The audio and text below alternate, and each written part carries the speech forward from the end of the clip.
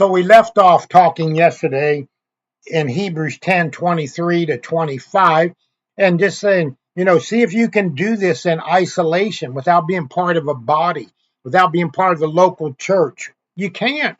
Here it is in the New Living Translation. Let us hold tightly without wavering to the hope we affirm, for God can be trusted to keep his promise.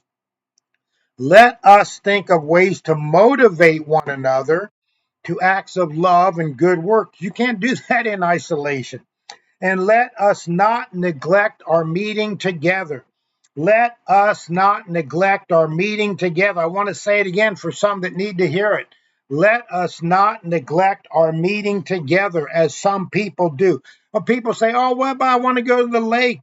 I want to go to the beach. I want to wash my car. I want to clean out my garage. I want to mow my lawn. I want to go see my family. I want to go out to eat. I got one answer for all of those. Do it after church, not in place of church or instead of church.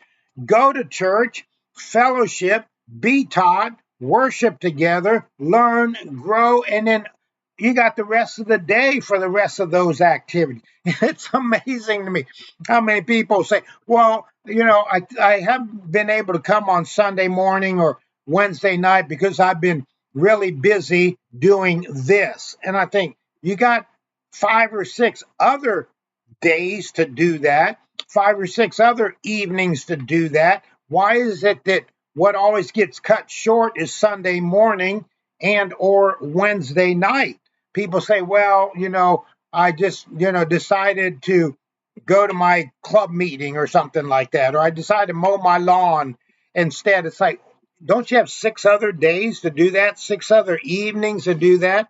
And now you got all these youth leagues, sports leagues, and that they don't even pay any attention to Wednesday night or Sunday morning like they used to. I mean, a lot of you remember used to be stores weren't even open on Sundays mornings, and gas stations, only a couple of they used to rotate who would be open on Sunday morning. Now you walk in a store on a Sunday morning, not knowing what day it is. It could be any day of the week.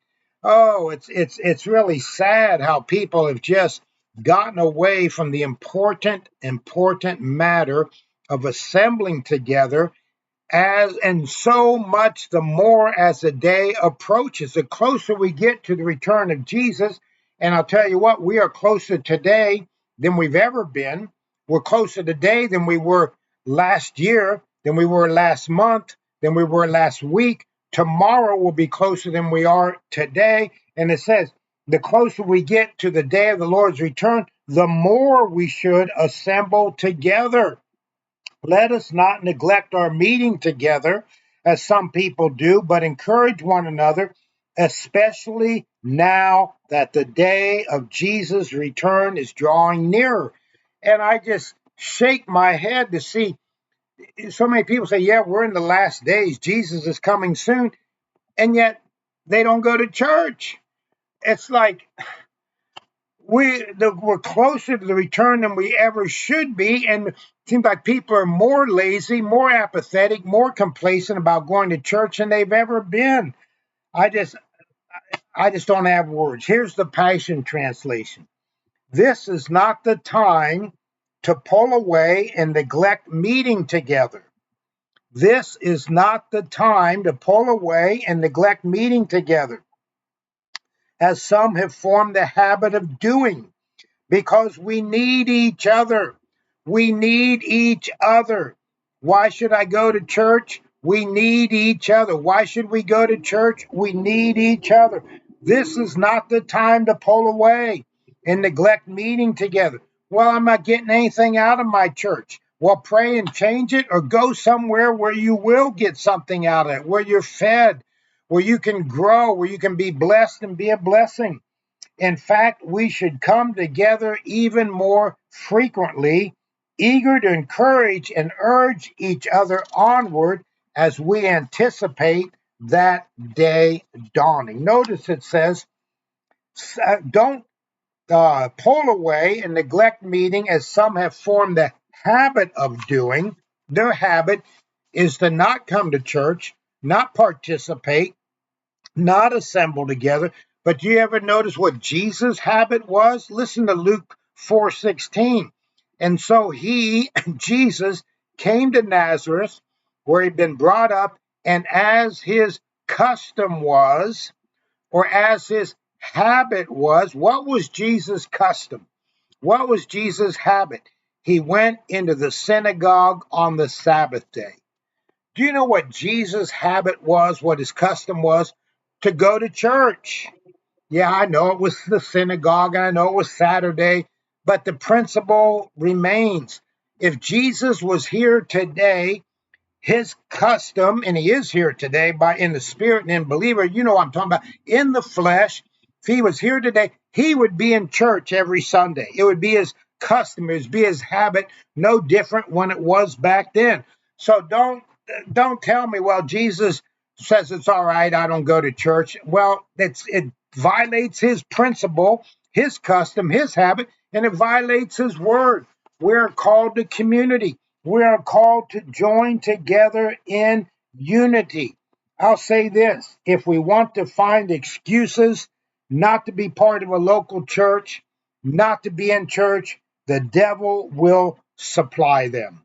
You could write a book on all the reasons, and most of them aren't reasons, they're excuses why people don't go to church. And like one person commented, it really would be a joke book. People, it runs the gamut. I'm too busy. I'm too tired. Well, there's hypocrites there. Well, there's hypocrites everywhere. I can't find a good church. Well, pray, and there's bound to be one. Or you can find one. The services are too long. The services are too short. The praise and worship is too loud. It's not loud enough.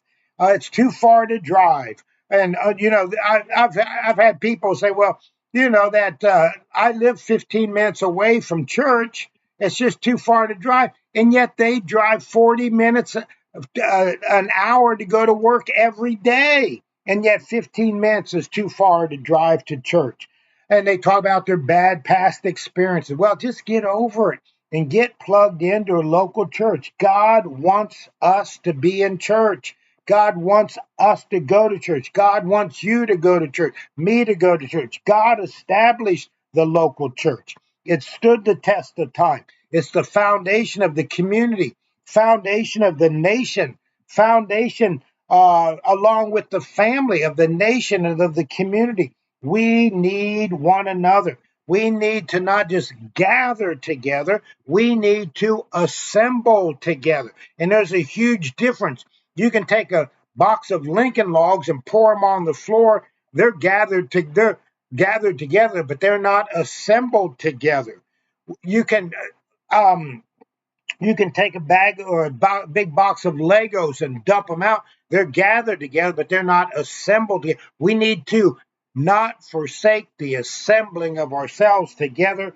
We're out of time. Next week, we'll talk about 10 benefits and blessings of being part of a local church. You don't want to miss it. Shalom. Like, subscribe, comment, share, and we'll see you then. God bless you.